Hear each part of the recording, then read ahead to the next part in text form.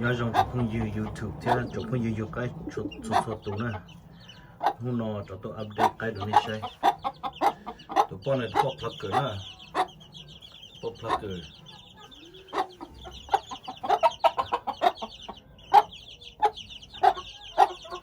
cho nên tụi nó thu nhập gì đầu tư lấy ra nó nữa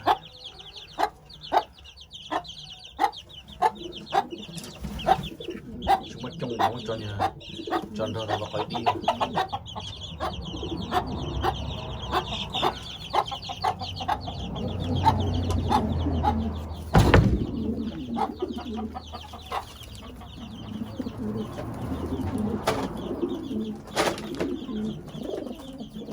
cái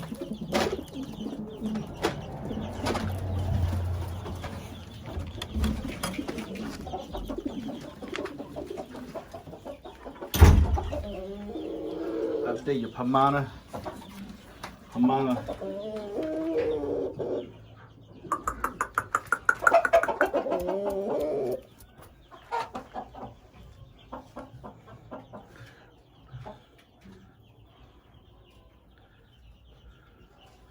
cho nó cùng theo đồng gia hình nó cho Pama nó nè lên niệm mà một tiếng bao theo cho nó cùng hành được một cho ít tuổi lâu Tospen đi ở sàn đón gia ta hồ sẽ lên luôn thế lên luôn sẽ đầu đi chả nè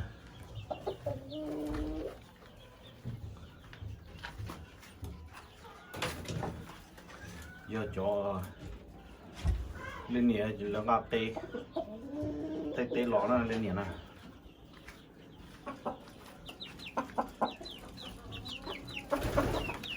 lâu nó white dragon á white dragon tụi con thu nên gì white dragon cho tụi ăn ở tụi mình nhung chứ cho tụi ăn tụi chứ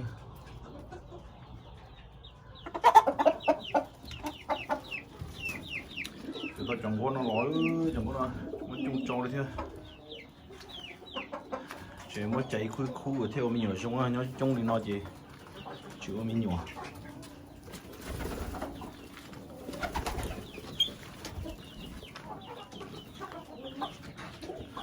ở tụi nó này số trả chỉ cái sinh dầu đi ở tụi nó là ninja nè bao là ninja cho nó ít tụi lon nó tao hậu thế cho tụi tao cho khi rong này tụi tao ninja nè cho nó cho làm nó cái đó nè tôi cho toss pen trên trục con tao không á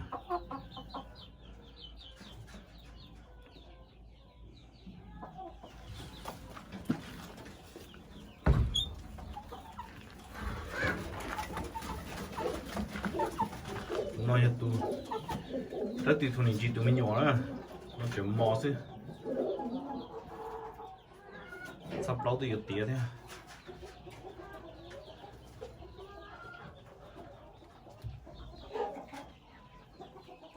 một trò này tụi con đây chế hết từ so rồi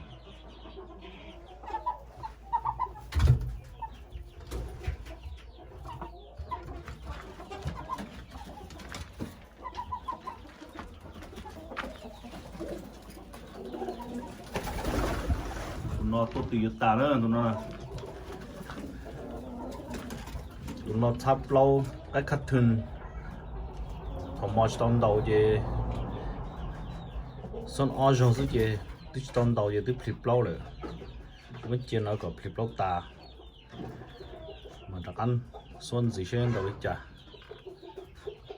tụi nó khi ở xa đó nó cầu tàu cày nào tụi nó là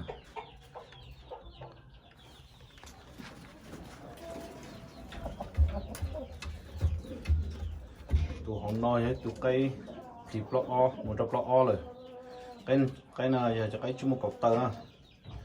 cái ninja toàn nó vào pin cho tự cho lên nó rồi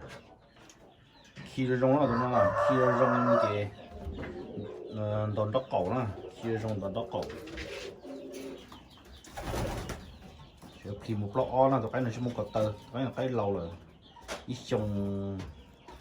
tôi rồi ít xong tự mình gì nữa để xem mà thịt lẩu ấy chỉ dùng câu là để xem mà nó thịt lẩu tạm nó có thay đổi nữa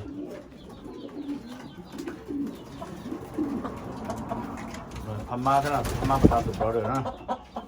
với nhau kia nó hỗ trợ nó tụi nó linh nè nó có cái yếu to cái bao thế được câu hay để xem mà mới cho này tụi lâu khi ở sang tụi bắt đầu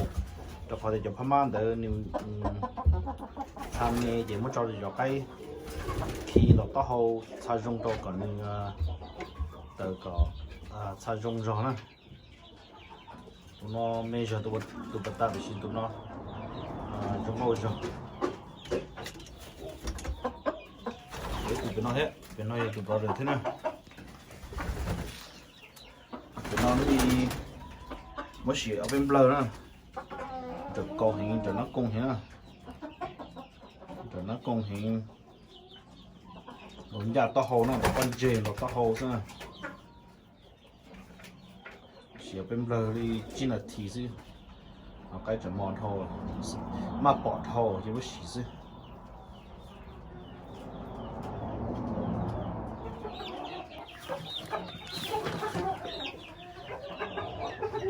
nó cái ít xong nó chỉ khi một trong lốc ó còn một stone đầu đi giờ chơi tung đầu chơi flip lâu chơi stone đầu là tụi nó nè như bỏ son bỏ mềm thế thế đi chơi chỉ mà chung đầu giờ thì đầu chỉ dùng chơi nè rồi bây giờ cái chơi còn lên từ một con đầu dùng chơi thò vúa giờ không như giờ một thọ ngã lọ cho giờ không chỉ bao giờ một thọ vúa giờ bỏ từ tiền đó rong giờ một vúa lọ nhẹ thiết gì mà chủ cho nó rong sư và cơ tôi chỉ tới tụi nó rong nữa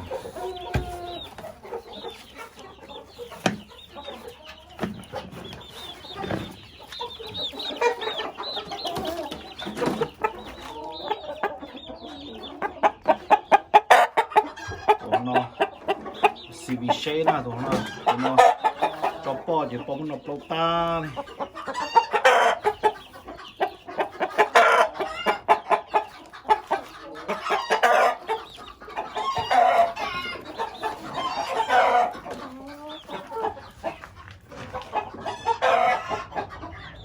khu nó to giờ nó to bay tụi lâu rồi chứ mà đi tụi to rồi tụi đu đa rồi tụi đa thò anh sẽ chơi theo tụi cái nào thì rồi lo nữa tại sao nó phải lâu đi tàu mình chỉ sẽ cái nó cái lo hình cái rồi cái lo thì rồi thao tàu tiêu thao nó cái nó nè cho nó cái đó rồi cái đó đồ chế đồ tay đó nó còn đâu nó cho nó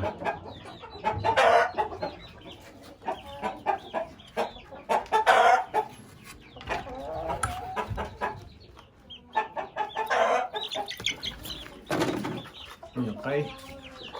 đó chúng mình nhiều cái đầu đi nó thế nào bây giờ lúc cầu ly không lo rồi lúc cầu ly là nó nói gì là nó lúc cầu ly có ly chơi thế rồi dùng một ly đó trong nhiều cái nó này con nói được bao phàm ma thế nào con mình mè xưa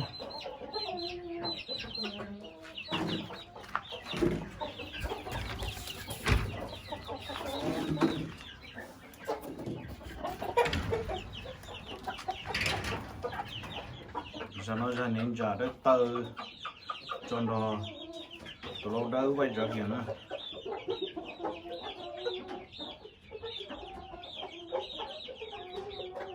cho nên giờ đất tơ nó khi dùng hình đồ nó cổ chứ thì nó cổ một hình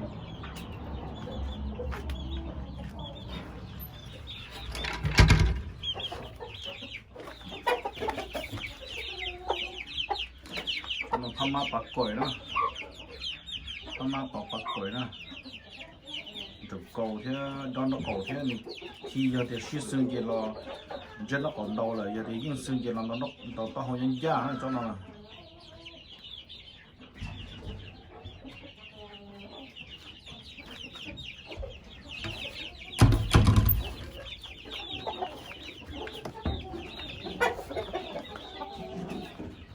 cho lo thế cho nó canh đo thế nào nó chơi rồi lo thế nào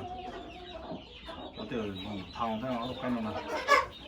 để cho nó lo gì thế nào cho nó học lo gì xí cứ lo đấy đi thì tổng tên nó thế gì từ rồi mới chạy rồi cho họ đi mới được po tôi nó tà gì cho sister cái nó plau gì sister tôi nó tà rồi chơi ở tụi nó chơi tụi nó gì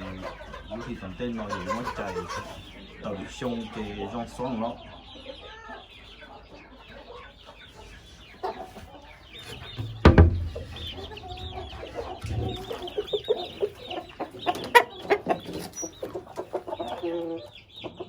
con này họ tụt kho họ thay cái nó giờ ở tụt kho này nhỉ đó nó còn đâu mà lo hình nó cho cái nó nè mà lo hình quay trở tiền tầng chua nó cho nó này tụt nó tụt lâu không ăn bật quẩy tụt cầu đó nó còn đâu tụt cầu hình nó nó xung địa sự gì đó nó còn pê luôn tụt nó này xem tụt cho bật quẩy nhá rồi ít đây sự gì là xỉa rồi gì rau xong tụt nó này để cho tụi cái mì rau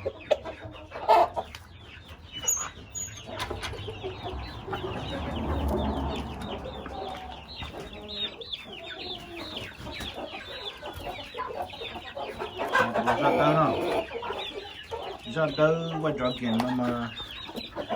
lấy tịt lò một tà đi để xem mà tí rồi muốn cái tụi này vừa tao tí tụi lâu lò thì nó muốn cho tao nó này cho thì này thì ra đâu là thiết tí rồi này vừa tao lấy tụi con ra đâu lò thì nó muốn tao nó này cho lâu thì này thì ra đâu là thiết để xem mà tụi nó in tao kia đi cho original ra đâu nè được phồng hình nào phồng thế là khi tao mà đi phồng hình chụp đánh tao á thì nếu mà nó diễn nó còn tao á là tụi nó phồng thế thâu hình á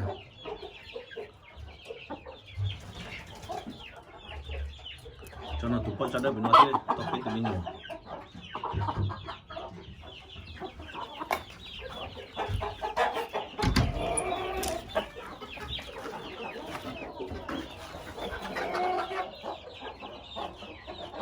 chơi giờ nó bây giờ trong một tỷ rồi xem món nào chỉ cái thứ ba từ xem nào có tụi nó chẳng còn có khẩu thế nào tụi nó nào còn có khẩu đâu chế nữa ok thay đi nó xem nào chỉ đua trong không gì sẽ đâu thọ subscribe theo like theo share của cho video nó này qua chọn đâu